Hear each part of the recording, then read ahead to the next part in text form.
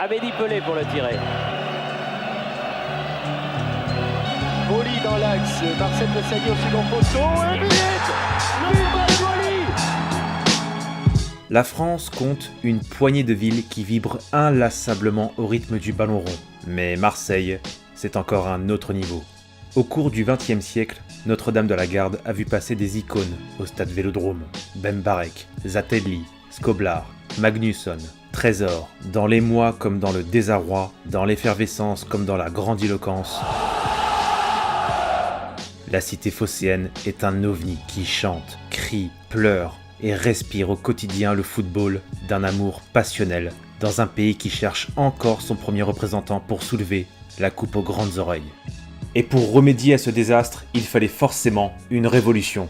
Un animal médiatique prêt à tout pour mettre ses joueurs dans les meilleures conditions, quitte à parfois leur passer un savon. Car à Marseille, c'est légion.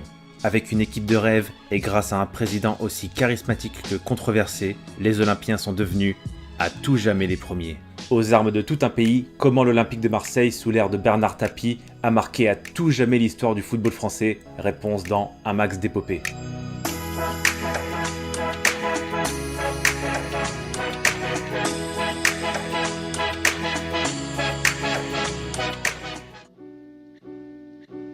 En 85-86, l'OM ne termine que 12e du championnat de France. Sous l'appui du maire de Marseille, Gaston Defferre, et de son épouse Edmonde Charleroux, un homme d'affaires va les intriguer. Un homme spécialisé dans les rachats d'entreprises au bord de la faillite est devenu célèbre dans les années 80 pour les revendre à prix d'or. Bernard Tapie s'est construit une belle fortune qu'il a commencé à réinvestir dans les équipes sportives, à commencer par le cyclisme où il rend la vie claire au Tour de France avec dans son équipe le multiple vainqueur de la grande boucle, Bernard Hinault. Mais Tapie est un homme en roue libre. Il voit toujours plus loin que les autres. Lorsque l'opportunité se présente de reprendre un club de football, qui plus est un OM en perdition, il fonce et bouscule immédiatement tous les codes du président de club, à l'époque vu comme le bon père de famille à la tête d'une association qui participe à la vie locale. Mais Bernard, lui, va balayer cette image et veut reconstruire les bases de l'OM. Et vite, à commencer par le stade Vélodrome qui, comme son nom l'indique, possédait encore au milieu des années 80 une piste cyclable autour du terrain. Mais Tapie veut faire de son stade une vraie enceinte de football.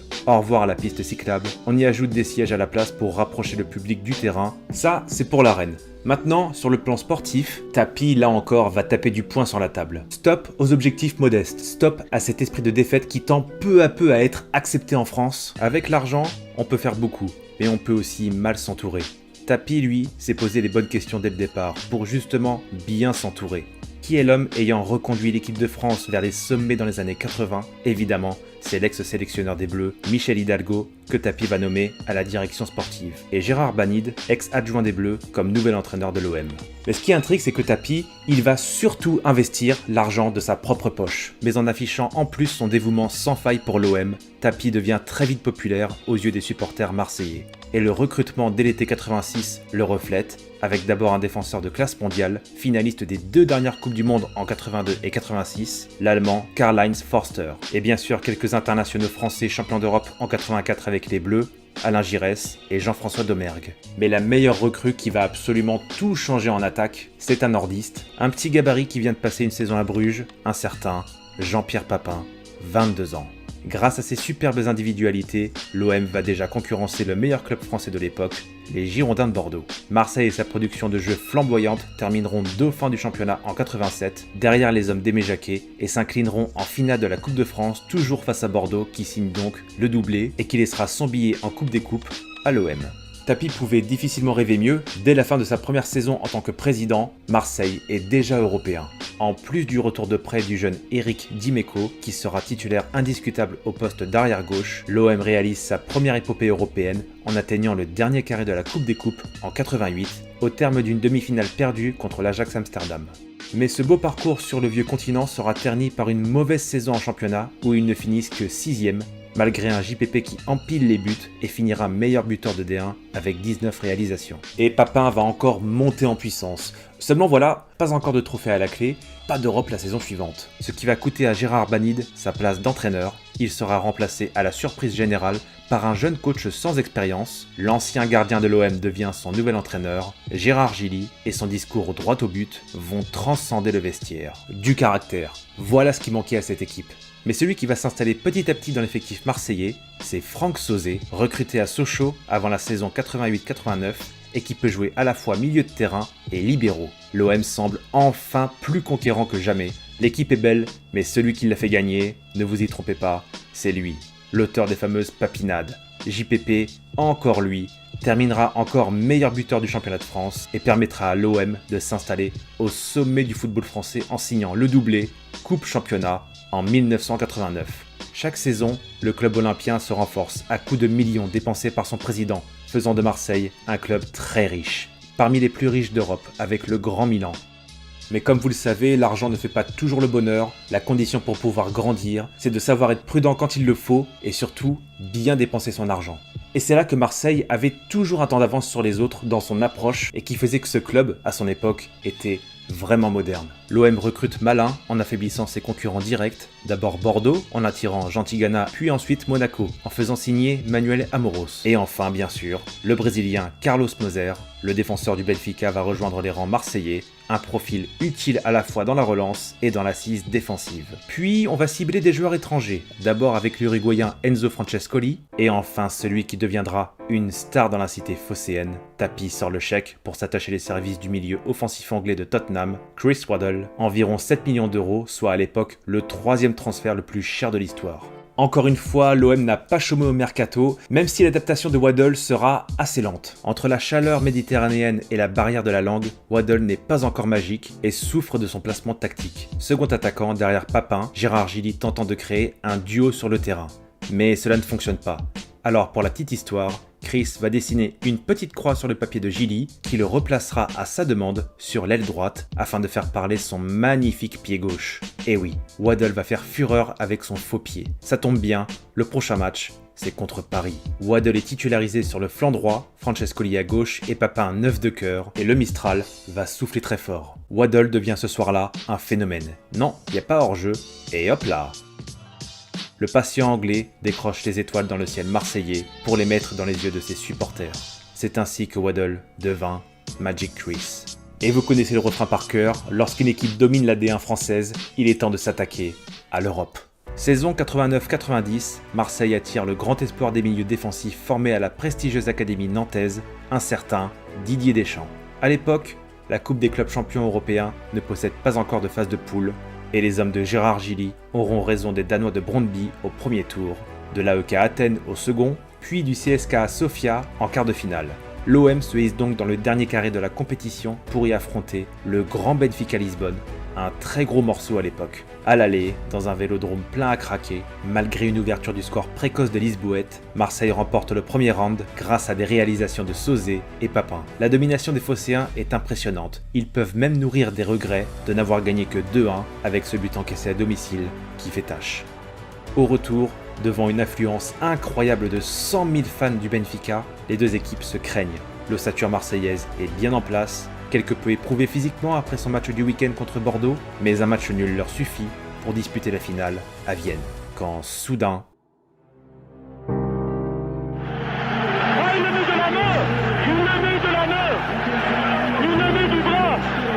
Cela ne fait aucun doute, Vata a bien marqué de la main. Plombé par ce but à l'extérieur, l'OM est éliminé aux portes de la finale. Une véritable injustice surenchérie par Tapie qui crie au complot, avec une petite phrase qui fera écho quelques années plus tard. Il ne faut pas me la faire trop longtemps. Sur le plan du recrutement et de la manière de manager un club, je pense que ça, j'avais su faire. Manager l'environnement d'une Coupe d'Europe, j'avais pas compris. Je vous promets que j'ai compris. Ça se reproduira plus jamais. Et l'OM n'a pas à s'en vouloir. Cette épopée en amènera d'autres, car Marseille a prouvé que l'Europe ne lui faisait pas peur. Pas du tout même. Pendant que Deschamps est prêté le temps d'une saison à Bordeaux, Francescoli s'en va. Il est temps alors pour le milieu ghanéen, Abedi Pelé, présent au club depuis 87, de s'affirmer enfin au plus haut niveau. Parallèlement, Bruno Germain, le père de Valère Germain, va lui aussi prendre du poil de la bête et s'installer dans le 11 titulaire, tout comme le gardien corse, Pascal Olmeta, qui fera office de nouveau rempart dans les Bouches-du-Rhône. Bernard Tout-Puissant, qui vient tout juste de racheter Adidas financièrement au bord du gouffre, pense alors que cette forte rotation de l'effectif doit être accompagnée par une figure de poids dans son staff technique. Non, vous ne rêvez pas, Tapie fait venir Monsieur Franz Beckenbauer, qu'on ne présente plus. Et lorsqu'il débarque à Marseille en tant que directeur technique général, il vient tout juste d'être sacré champion du monde avec l'Allemagne en 90. Mais cette fois, en tant que sélectionneur. Sauf que ça ne va pas se passer du tout comme prévu. Le Kaiser prend beaucoup de place en interne et l'entraîneur Gérard Gilly sent que son autorité est remise en cause. Agacé, il claque la porte pour filer immédiatement chez le rival bordelais. C'est le début d'une période de tourmente au sein du club. Beckenbauer va naturellement reprendre les rênes de l'équipe, mais ce que personne n'avait prévu, c'est que la bouillabaisse ne prenne jamais. Son bilan en tant qu'entraîneur n'est pas si mauvais, amélioré il est vrai par le retour de Cantona qui a inscrit 8 buts en 16 matchs, ainsi qu'une qualification impressionnante 6-1 au retour contre les Polonais du Lech Poznan, effaçant ainsi la désillusion du match aller. Néanmoins, une lourde défaite à Auxerre 4-0 en décembre 90 va le pousser vers la sortie. Même si le Kaiser n'est plus l'entraîneur de l'OM, il sera conservé dans le staff technique. Pour lui succéder, Tapie appelle d'urgence en début d'année 91 l'ancien entraîneur belge de Bordeaux, Raymond Goethals. À son arrivée, il déclare « Marseille, j'y suis venu parce qu'ici, les gens sont aussi fous que moi ». Effectivement, Goethals est un sacré personnage, attachant aussi, avec son fort accent belge. Si je mange une fois des frites tous les 15 jours, c'est beaucoup. Mais quand j'en mange, je vais à la cuisine, je dis « Chef, des frites pour le belge ». Ils savent ce que ça veut dire.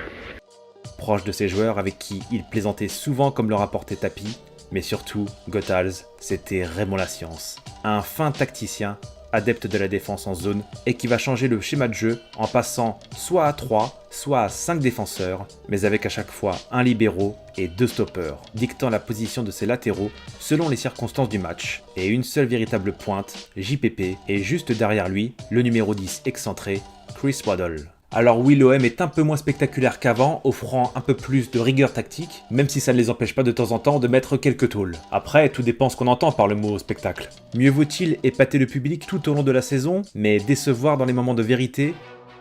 Ou bien est-ce mieux de se préparer tout au long de la saison, justement pour épater dans les moments de vérité ? Le vrai test intervient en quart de finale de Coupe d'Europe contre le meilleur club du monde, le Grand Milan AC d'Arrigo Sacchi, double champion d'Europe en titre et qui vient de remporter la Coupe intercontinentale. C'est une muraille. Cette équipe sera pas loin de l'équipe qui a joué contre Monaco. Pas loin ou ce sera l'équipe ? Ce sera l'équipe ou ce sera pas loin, ça vous verrez. C'est un des deux. Le moment de savoir enfin ce que cette équipe vaut vraiment. Goethals joue la prudence avec une défense Casoni, Boli, Moser et mettra de l'animation sur les côtés avec Dimeco et Amoros.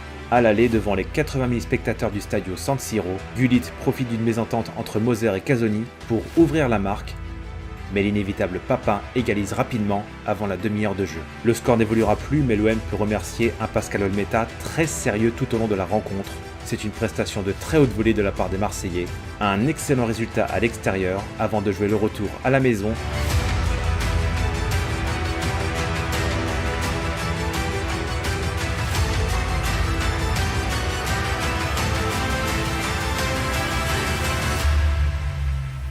À 0-0, les Marseillais sont virtuellement qualifiés. Et soudain,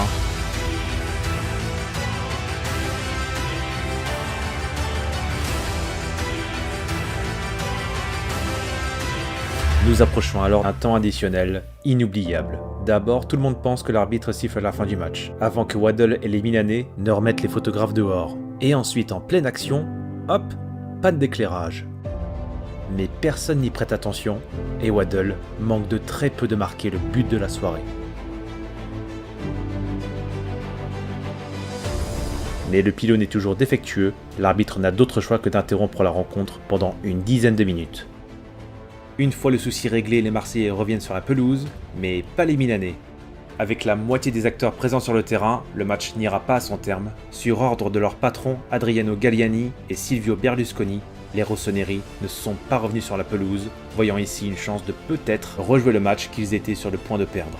L'UEFA n'est évidemment pas de cet avis et offre la victoire à Marseille 3-0 sur tapis vert et suspend l'AC Milan de toute compétition européenne la saison suivante. L'OM rentre donc dans une nouvelle dimension avec cette 3e demi-finale européenne en 4 ans. Incroyable. Très concentré en demi-finale, victoire 3-1 face au Spartak, pourtant tombeur du Real Madrid au tour précédent, et au retour, Pelé et Boli font de nouveau gagner des Marseillais imperturbables pour se hisser en finale de la plus prestigieuse des compétitions européennes. Et ce sera face à l'autre ogre de l'Est, l'Étoile Rouge de Belgrade. 29 mai 91, le Stadio San Nicola de Bari, en Italie, Attend de savoir qui de Belgrade ou de Marseille soulèvera la coupe aux grandes oreilles pour la première fois. Emmenés par Prosinecki et le jeune Mihailovic, ces Yougoslaves rusés se savent moins puissants que l'OM. On va alors attendre bien sagement la séance de tir au but et l'OM tombe dans le piège. Et le latéral droit marseillais Manuel Amoros sera le grand malheureux. Plus personne ne manquera son tir, c'est fini. L'Étoile Rouge remporte sa seule Coupe d'Europe des clubs champions et Marseille, symbolisé par les larmes de Basile Boli, est inconsolable. Le 3e titre consécutif de champion de France n'effacera pas la désillusion d'une autre finale perdue, celle de la Coupe de France cette fois, face à l'AS Monaco. 2 défaites de trop qui auraient pu faire de cette saison 90-91 un exercice historique pour Marseille qui est passé à 2 matchs du triplé. Allez, on essaye encore la saison suivante. Une désillusion ne signifie pas que tout est à jeter, simplement oubliez Barry. En 91-92, des soutiens à vocation défensive complètent l'effectif. Un Deschamps plus mature effectue son retour de prêt, Jocelyn Angloma et Jean-Philippe Durand posent leurs valises à Marseille. En championnat, les hommes de Goethals ne perdent que 3 matchs et sont, sans surprise, sacrés champions de France pour la 4e année consécutive. Mais un accident dès les 8e de finale de Coupe d'Europe contre le Sparta Prague les empêchera de voir le printemps européen. Malgré cette élimination précoce, JPP termine tout de même meilleur buteur de la Coupe d'Europe. C'est absolument fou, car fin 91, le Ballon d'Or, rien que ça, lui sera décerné. Et celui-ci, il est tellement mérité. Et en Coupe de France, il n'y aura cette année-là pas de vainqueur. La demi-finale du 5 mai 1992 entre Bastia et Marseille n'ayant jamais eu lieu, la faute à un terrible drame juste avant la rencontre. Le haut d'une tribune provisoire du stade Furiani s'effondre et fait plus de 2300 victimes, dont 18 morts. 91-92, c'est la saison d'un football français endeuillé qui avait besoin de vite passer à 92-93. Autre mauvaise nouvelle en attaque, l'OM perd Jean-Pierre Papin, son meilleur buteur, qui file au Milan, mais aussi Chris Waddle. Ils seront remplacés par le Croate Alen Boksic et l'expérimenté champion du monde allemand Rudi Völler. En défense, Carlos Moser s'en va aussi pour le remplacer. Tapie décide de faire confiance à l'Académie nantaise, Marseille Desailly, ainsi qu'à Jean-Jacques Edely. C'est une nouvelle équipe qui doit conserver le même niveau d'exigence que les années précédentes. Et contre toute attente, le jeune Fabien Barthez va épater son entraîneur à tel point qu'il prendra la place d'Olmeta dans les buts.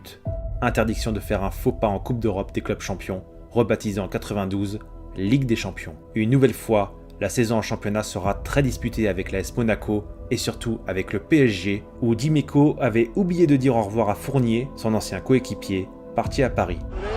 Fournier face à Dimeco. Oh là là, pour Dimeco. Oh là là. Et voilà le petit cadeau d'adieu avec ce beau geste plein de tendresse. Pendant ce temps en Europe, l'OM ne flanche plus. Ça passe contre les Irlandais de Glentoran, puis contre les Roumains du Dynamo Bucarest. Ils accèdent donc à la phase de groupe décisive, le premier de la poule étant qualifié directement pour la finale. Malgré de vaillants Rangers ayant accroché les hommes de Goethals lors de 2 confrontations, l'OM fait le job contre le CSKA à Moscou grâce à un triplé de Franck Sauzet, et enfin un succès lors du dernier match contre le Club Bruges, synonyme de qualification pour la finale, grâce à un Alen Boksic qui parvient à faire oublier Papin. Ça y est, le contrat est rempli, l'OM disputera une nouvelle fois la finale de la Ligue des Champions. Ce sera contre le Milan qui aura soif de revanche. Rendez-vous le 26 mai 93 à Munich. Le 20 mai 93, à 6 jours de la finale, l'OM se déplace à Valenciennes pour un match de championnat crucial dans la course au titre. Bernard Tapie sent le stress monter. Il ne veut pas revivre les cauchemars de 90 et 91. Alors, pour éviter qu'un ou plusieurs de ses joueurs ne se blessent juste avant la finale, comme ce fut le cas à Bari où 2 titulaires étaient absents, Tapie va demander à un de ses joueurs, Jean-Jacques Edely, qui connaît très bien un des joueurs valenciennois, Jacques Glassman, de lever le pied, moyennant une somme d'argent. Pour cela, Tapie utilise le directeur général de l'OM, Jean-Pierre Bernès, pour contacter Glassman et 2 autres Valenciennois, Christophe Robert et Jorge Boruchaga. Mais l'opération discrétion est ratée, car dès la mi-temps, Glassman confie à son entraîneur Boro Primorac l'existence d'une tentative de corruption. Dans la confusion la plus totale, la rencontre se poursuit finalement, Marseille s'impose 1-0 à Valenciennes et se déplacera à Munich sans aucun blessé. Mission accomplie pour Tapie, mais il ne pourra pas empêcher le fait que l'affaire dite VAOM prenne une immense ampleur dans les heures qui suivront. En attendant, le 26 mai 93 pourrait être un jour historique pour le football français. L'Olympia Stadion de Munich se prépare à accueillir la finale de la Ligue des Champions entre un Milan revanchard et dont l'effectif pléthorique a de quoi effrayer et un Olympique de Marseille, toujours dans sa formation originale. La clé dans ce genre de match pour toute équipe qui veut être dure à bouger, c'est le travail des milieux de terrain qui sera déterminant. Même si, comme vous le savez, notre ami Basile Boli n'hésitera pas à monter sur des coups de pied arrêtés. 42e minute de jeu, corner pour l'OM qui n'aurait pas dû en être un puisque oui, c'est bien Abedi Pelé qui touche le ballon en dernier. Il avait presque pris le dessus sur Maldini. Boli dans l'axe, Marcel Desailly au second poteau et but de Boli. But de Basile Boli sur ce corner. Eh bien, c'est le moment idéal.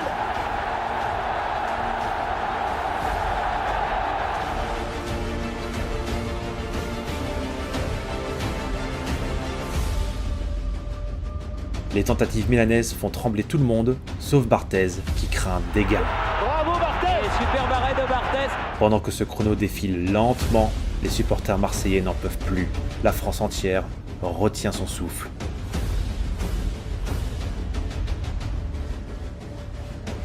Après toutes ces décennies de douleur, de chagrin, de poteaux carrés, de regrets éternels, d'impuissance, en 1993, il est temps que les larmes de chagrin laissent place aux larmes de bonheur.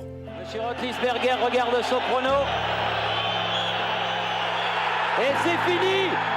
L'Olympique de Marseille a remporté la Coupe d'Europe des clubs champions.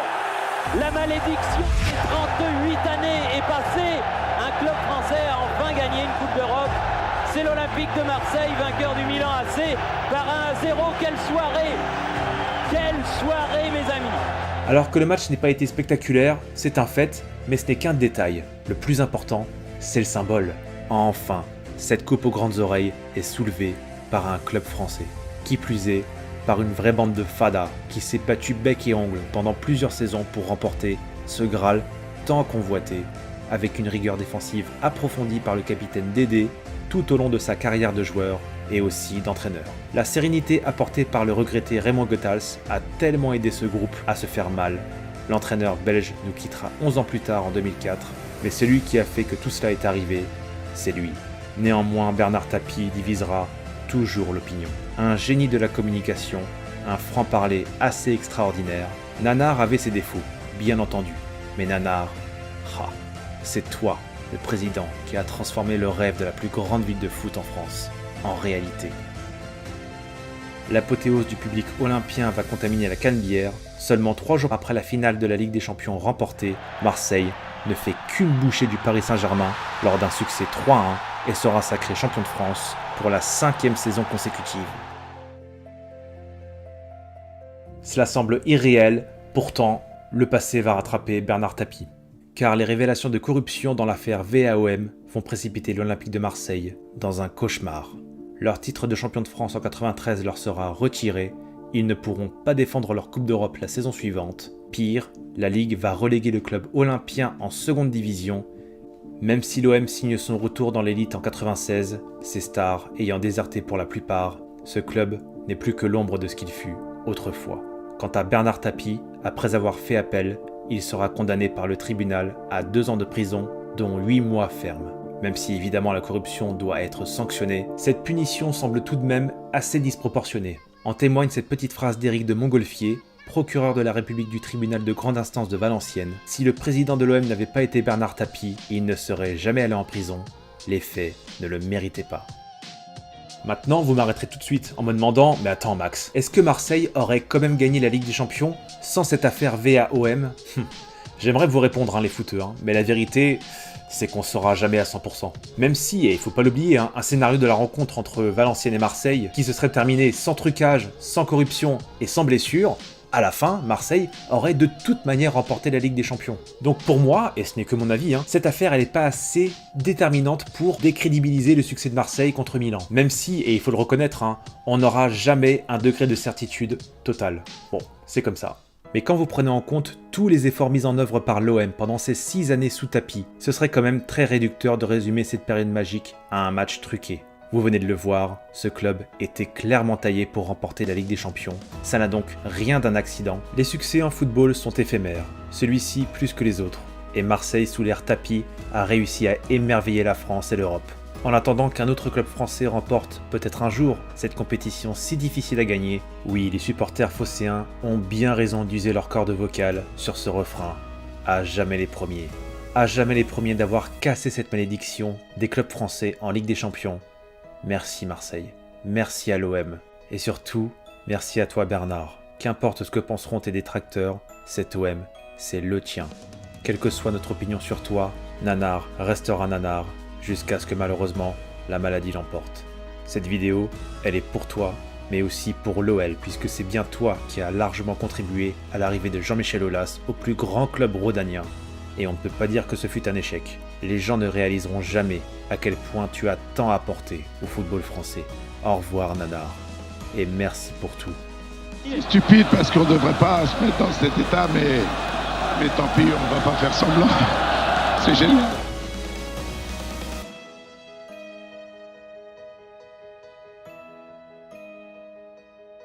Voilà les footeux pour cette vidéo, j'espère être resté le plus objectif possible, c'est jamais facile lorsqu'on aborde certains sujets dans le sport, mais qu'on les aime ou pas, je pense qu'il ne faut jamais oublier ce que l'OM a fait pour le football français. Comme je vous le dis souvent, le football n'est pas une affaire simple, c'est un sport beaucoup plus compliqué qu'on ne le pense, mais à la fin, ce n'est que du foot.